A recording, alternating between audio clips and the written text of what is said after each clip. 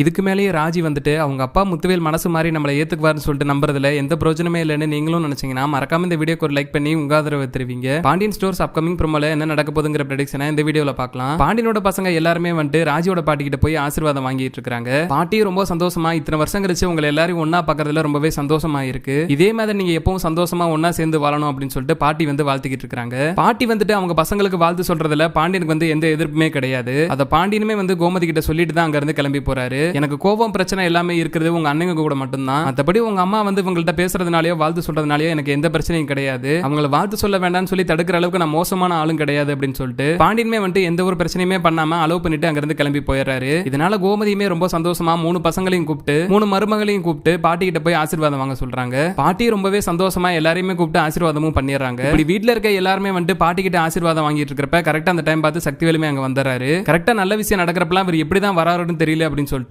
குமாரோட அம்மா ரொம்பவே பதட்டத்தோட வெயிட் பண்ணிட்டு இருக்காங்க. அந்த வேகத்துக்கு பாட்டியை பார்த்து மறைக்கிற சக்திவேல் வந்துட்டு என்ன வேலை பார்த்துட்டு இருக்கீங்க, அவங்க பண்ணதெல்லாம் மறந்துட்டீங்களா, அதுக்குள்ளாட்டி மறுபடியும் உறவு கொண்டாட ஆரம்பிச்சிட்டீங்களா, ஒரு நேரம் சாப்பாடு உங்களுக்கு ஹாஸ்பிட்டல் வந்து கொடுத்துட்டாங்கிறதுக்காக மனசு மாறிட்டீங்களா, ஏமா அப்படி பண்ணிக்கிட்டு இருக்கீங்க அப்படின்னு சொல்லிட்டு சக்திவேல் வந்துட்டு பாண்டியனோட பசங்களை திட்ட முடியாம பாட்டியை பிடிச்சு திட்டிட்டு இருக்காரு. சரி, பாண்டியனோட பசங்களை இங்க நிக்க வச்சுக்கிட்டு இருந்தோம்னா பிரச்சனை ரொம்பவே பெருசா முடிவு பண்ற பாட்டி வந்து பாண்டியனோட பசங்களை வீட்டுக்குள்ள அனுப்பிச்சு வச்சாங்க. உங்க கிட்ட பேசி பிரோஜனம் இல்லைன்னு சொல்லிட்டு கோவத்தோட போற சக்திவேல் வந்துட்டு டைரக்டா முத்துவேல் கிட்ட, ஆனா வெளியே என்ன நடக்குதுன்னு உங்களுக்கு தெரியுமா தெரியாதா, நீங்க பாட்டு வீட்டுக்குள்ள உட்கார்ந்துட்டு இருக்கீங்க, வெளியே என்ன நடக்குதுன்னு வந்து பார்க்க மாட்டீங்களா, அம்மா கூப்பிட்டு பாண்டியனோட பசங்க எல்லாத்துக்குமே வாழ்த்து தெரிவிச்சுட்டு இருக்கு, அதை கூட கவனிக்காம நீங்க என்ன பண்ணிக்கிட்டு இருக்கீங்க வீட்டுக்குள்ள அப்படின்னு சொல்லிட்டு சக்திவேல் வந்து முத்துவேல் கிட்ட சண்டை போட்டுட்டு இருக்காரு. அப்பதான் முத்துவேலுக்கு வந்து பாண்டியன் வீட்டுல வந்து தாலி பிரிச்சு கோக்குற ஃபங்க்ஷன் நடந்துகிட்டு இருக்கு. அதுக்கு போய் வீட்டுல இருக்க எல்லாருக்குமே வந்து பாட்டி ஆசீர்வாதம் பண்ணிட்டு வந்திருக்காங்கிற விஷயம் தெரிய வருது. உடனே கோவமாகற முத்துவேல் வந்து பாட்டி பிடிச்சு பயங்கரமா கத்த ஆரம்பிச்சாரு. ஏற்கனவே உங்க பொண்ணு ஓடி போய் அவமானத்தை ஏற்படுத்துச்சு, இப்ப என்னோட பொண்ணு ஓடி போய் இந்த குடும்பத்துக்கு அவமானத்தை ஏற்படுத்திருச்சு, அவங்க பண்ணதெல்லாம் பத்தாதுன்னு இப்ப நீங்க போய் அவங்க கிட்ட பேசி எங்க மானத்தை வாங்கிட்டு இருக்கீங்களா, உங்களுக்கு எவ்வளவுதான் பட்டாலுமே திருந்தவே மாட்டீங்களா அப்படின்னு சொல்லிட்டு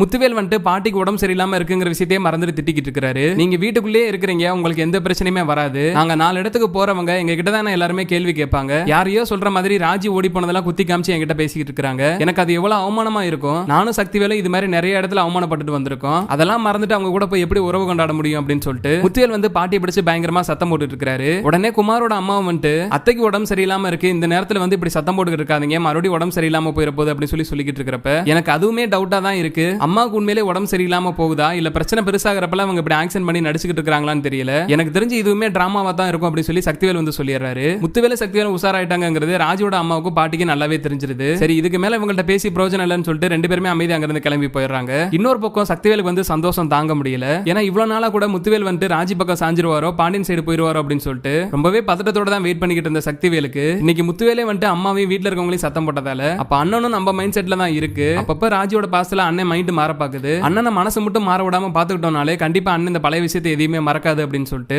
சக்திவேல் வந்து அவங்க அண்ணன் அவருக்கு சப்போர்ட் பண்ணி பேசுறத நினைச்சு ரொம்பவே சந்தோஷப்பட்டுக்கிட்டு இருக்காரு. இன்னொரு பக்கம் பாண்டியன் வீட்டுல இப்பதான் ஒவ்வொரு பிரச்சனையா முடிஞ்சுக்கிட்டு இருக்குன்னு பார்த்தா அதுக்குள்ளாட்டி குள்ளடி இன்னொரு பிரச்சனை வீட்டுக்கு கொண்டு வந்துட்டாங்க. ஏன் இப்ப எல்லாம் வீட்டுல எந்த ஃபங்க்ஷன் நடந்தாலும் உன் வீட்டுக்காரர் வரதே இல்ல, வீட்டுக்கு வர்றப்பெல்லாம் குழந்தையும் தூக்கிட்டு வர மாட்டேற, என்னதான் பிரச்சனை ஆச்சு அப்படி சொல்லி பாண்டியன் கேட்கிறப்ப என்னை அந்த வீட்டை ரொம்பவே குடும்பப்படுத்திக்கிட்டு இருக்காங்க, என்னால அங்க இருக்கவே முடியல, இதுக்கப்புறமா நான் அந்த வீட்டுக்கு போக மாட்டேன், கூழோ கஞ்சியோ எதனாலும் குடிச்சு நான் இந்த வீட்டுல இருந்துக்கிறேன் அப்படின்னு சொல்லிட்டு குள்ளலி வந்து அவங்க மாமியார் வீட்டுல ரொம்பவே குடும்ப பண்றதா சொல்லி பாண்டியன் கிட்ட அழுதுகிட்டு இருக்காங்க. அப்ப உண்மையிலேயே அதுதான் நடந்திருக்கும் போல, அதனாலதான் நம்ம பொண்ணு அங்க போக மாட்டேன்னு சொல்லிக்கிட்டு இருக்கு, அதனாலதான் இத்தனை நாளா மாப்பிளையும் வீட்டுக்கு வரல போல அப்படி சொல்லி பாண்டியனுமே நம்பிடுறாரு. ஆனா குழலியோட வீட்டுக்காரரு வீட்டுக்கு வந்து சொன்னதுக்கு அப்புறம் தான் எல்லா தப்புமே குழலி மேல இருக்குங்கிறதும் குழலி தான் வந்துட்டு அவங்க வீட்டுல எல்லாருக்குமே கஷ்டத்தை கொடுத்துக்கிட்டு இருக்குங்கிறது தெரிய வருது. கொஞ்சம் கூட யோசிக்காம குழலி மேல தப்பு இருக்கிறத உணர்ற பாண்டியன் வந்துட்டு குழலி பண்ண தப்புக்காக நான் மன்னிப்பு கேட்டுக்கிறேன் அப்படின்னு சொல்லிட்டு குழலியோட ஹஸ்பண்ட் அவங்க அம்மா அப்பா கிட்ட இவர் மன்னிப்பு கேட்டுக்கிட்டு இருக்காரு. நம்ம என்ன சொன்னாலும் வீட்டுல இருக்க எல்லாருமே நம்பிடுவாங்க அப்படின்னு நினைச்சிட்டு இருந்த குழலிக்கு இப்படி ஒரு விஷயம் நடந்தது சுத்தமா தெரியவே இல்ல. வழக்கம் போல எந்த தப்புமே அவங்க மேல இல்லாத மாதிரி ரொம்பவே கேஷுவலா தான் குழலியுமே நடிச்சுக்கிட்டு இருக்காங்க. அப்பதான் பாண்டியன் வந்து என்ன நடச்சுங்கிற எல்லா விஷயத்தையுமே சொல்லிடுறாரு. ஒரு பக்கம் இந்த பிரச்சனை போயிட்டு இருக்கிறப்ப இன்னொரு பக்கம் பாண்டியன் வந்து கோமதி கிட்ட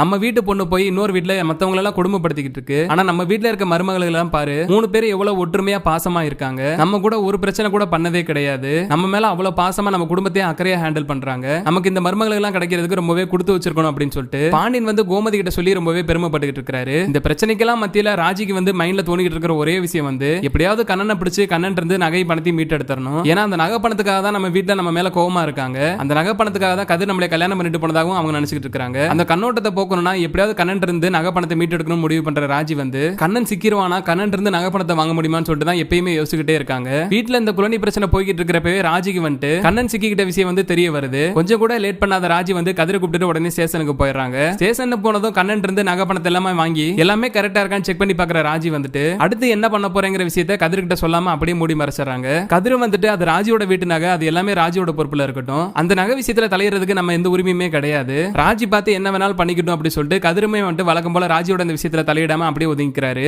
எப்படா அந்த நகை பணம் கிடைக்கும், அதை வச்சுதான் அந்த பிரச்சனைக்கு முடிவு கட்டணும் வெயிட் பண்ணிக்கிட்டு இருந்த ராஜிக்கு வந்துட்டு நகை பணம் கைக்கு வந்ததுமே எப்படியாவது அந்த நகையை பணத்தை கொண்டு போய் முத்துவேலு சக்திவேலும் வீட்டுல இருக்கிறப்ப அவங்க முன்னாடி ஒப்படைச்சிடணும். அப்பதான் வந்து கதிர் வந்து இந்த நகை பணத்துக்காக ஆசைப்பட்டு என்னை கல்யாணம் பண்ணல, பாண்டியன் குடும்பத்தாளுங்க நகை பணத்து மேல ஆசைப்படுற ஆள் கிடையாது அப்படிங்கிற விஷயமும் தெரிய வரும். அதனால எப்படியாவது நகையும் பணத்தையும் முத்துவேல் சக்திவேல்ட்ட ஒப்படைச்சணும்னு சொல்லிட்டு ராஜி ரொம்பவே வெயிட் பண்ணிக்கிட்டு இருக்காங்க. அப்படி நகை பணத்தை மட்டும் ராஜி போய் கொடுத்துட்டாங்கன்னா அதுக்கப்புறம் முத்துவேலோட கண்ணோட்டமே டோட்டலா மாறிடும். ஏன்னா அவருமே வந்துட்டு சக்திவேல் சொன்னதை வச்சுக்கிட்டு கதிர் வந்துட்டு நகை பணத்துக்காக தான் ராஜியை கல்யாணம் பண்ணிட்டு போனதா நம்பிக்கிட்டு இருக்காரு. அப்படி இருக்கிறப்ப ராஜி மட்டும் இப்படி நகை பணத்தை கொண்டு போய் ரிட்டர்ன் கொடுத்துட்டாங்கன்னா அப்ப கதிர் உண்மையிலேயே ராஜி விருப்பப்பட்டு தான் கல்யாணம் பண்ணிருப்பான் போல, நகை பணத்துக்குலாம் ஆசைப்பட்டு கல்யாணம் பண்ணல, அதனாலதான் அது எல்லாத்தையுமே திரும்ப கொண்டு வந்து கொடுத்துட்டாங்க, நம்ம தான் இவ்வளவு நாளா தப்பா புரிஞ்சுக்கிட்டோம் போல அப்படி சொல்லிட்டு முத்துவேல் மனசு மாறதுக்கு நிறையவே வாய்ப்பு இருக்கு. ராஜி அதை மட்டும் சொல்லாம கதிர் தன்னை விரும்பல, நான் விரும்பினது கண்ணனை தான், கண்ணன் என்ன நம்ப வச்சு ஏமாத்திட்டு போயிட்டான், கோமதி சொன்ன ஒரு வார்த்தைக்காக தான் கதிர் என்ன கல்யாணம் பண்ணிட்டு இப்போ வரைக்கும் எனக்காக கஷ்டப்பட்டு இருக்காங்கிற உண்மையை ராஜி சொல்லிட்டாங்கன்னா அதுக்கப்புறம் கண்டிப்பா முத்துவேல் வந்து மனசு மாறி தான் ஆகணும். ஏன்னா கதிரோட இந்த தியாகம் தெரிச்சுனா கண்டிப்பா முத்துவேல் மனசு மாறிடுவாரு. அதுக்கப்புறம் சக்திவேலும் குமாரும் என்னதான் ட்ரை பண்ணாலும் முத்துவேலோட மனசை மாத்தவே முடியாது. அதனால கூடிய சீக்கிரமே கண்ணன் இருந்து எப்படியாவது நகை பணத்தை மீட்டெடுத்து கதிர் நகை பணத்துக்கு ஆசைப்படுற ஆள் கிடையாது, பாண்டியன் குடும்பமும் அப்படிப்பட்டவங்க கிடையாதுங்கிறத இந்த முத்துவேல் சக்திவேலுக்கு ப்ரூவ் பண்ணி இந்த சக்திவேல் குமார் ஆட்டத்துக்கு ஒரு முடிவு கட்டிட்டா நல்லா இருக்கும்னு நீங்களும் நினைச்சீங்கன்னா மறக்காம இந்த வீடியோக்கு ஒரு லைக் பண்ணி உங்க ஆதரவை தருவீங்க.